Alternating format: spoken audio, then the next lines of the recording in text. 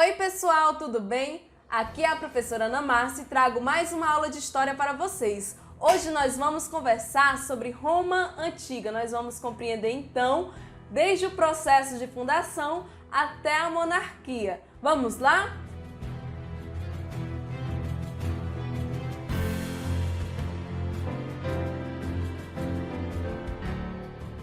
Todos os caminhos levam a Roma. Gente, esse ditado romano, ele vai ser muito importante para a nossa aula de hoje e para as próximas aulas. Nós vamos compreender então a proporção que Roma vai tomar neste mundo antigo, a expansão que Roma vai se dar nesse período, principalmente de república e império, que é assunto das próximas aulas. Roma está localizada então na Península Itálica, como vocês podem observar aqui no mapa, neste formato de uma bota. Então Roma está situada na região central, na região do chamado Lácio.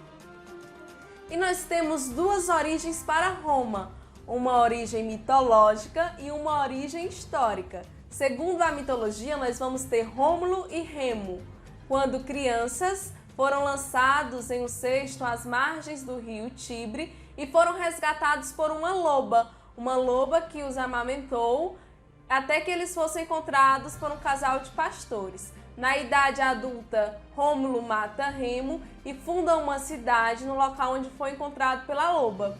E ele vai dar o nome a esta cidade de Roma, no ano 753 a.C., como vocês podem observar.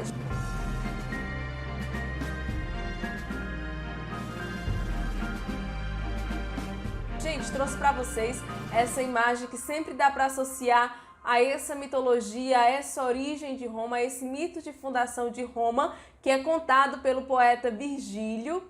Então, essa representação é bem clara para que vocês possam associar. E segundo a história, nós vamos ter Roma sendo fundada por um processo de migração, principalmente de povos vindos da Europa e da Ásia. Nós vamos ter então, dentre estes povos, os etruscos, os itálicos e os gregos.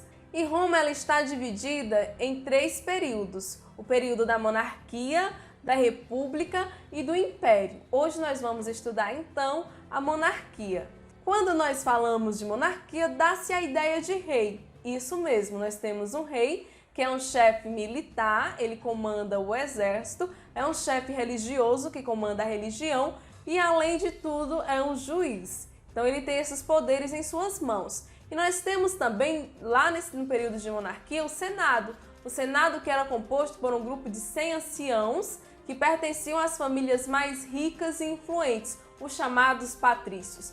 Suas principais funções eram então propor novas leis e fiscalizar as ações do rei. Nós vamos ter também a Assembleia Curial.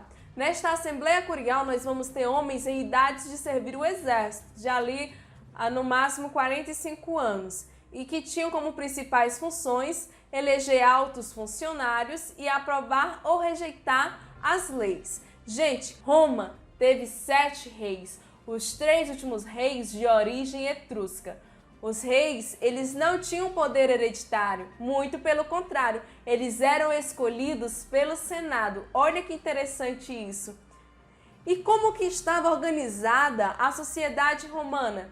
Nós vamos ter os patrícios, os clientes, os plebeus e os escravos. Vamos conhecer mais sobre cada um deles. Os patrícios, então, estavam no topo desta sociedade. Eram os que se diziam ter todos os direitos políticos, diziam também ser herdeiros dos fundadores de Roma. Nós vamos ter os clientes, que eram chamados também de agregados, dependentes a estes patrícios. Quanto mais clientes um patrício possuía, maior seria a expressividade do seu poder. E nós vamos ter os plebeus, que nós vamos falar bastante sobre eles. Os plebeus, então, eram a maioria da população romana, a maioria do exército, por exemplo. Gravem bem isso. E nós vamos ver que eles exerciam inúmeras funções, como lavradores, comerciantes, artesãos. Eram a massa, eram a maioria, que a princípio não vão ter direito nenhum. E aí nós vamos ter, por fim, os escravos, que eram considerados instrumentos de trabalho. Mas como que se tornava escravo lá na Roma Antiga? Tornava-se escravo por dívida, quando não conseguia se pagar algo, por exemplo, qualquer plebeu ele poderia se tornar escravo, como também tornava-se escravos por guerra, né, por serem prisioneiros de guerras. E como que se deu essa transição, essa mudança de monarquia para república? Como eu falei para vocês, os 3 últimos reis eles eram de origem etrusca. O último rei, Tarquínio o Soberbo, em um momento de fragilidade, ele foi deposto pelo Senado. O Senado, que almejava ter maiores poderes, funda então uma república, onde ele passa a ser então o órgão máximo. Então é isso, pessoal, espero que tenham acompanhado. Conversamos então do processo de fundação até a monarquia. Nos vemos na próxima aula, quando então nós vamos conversar sobre república. Um beijão e tchau, tchau!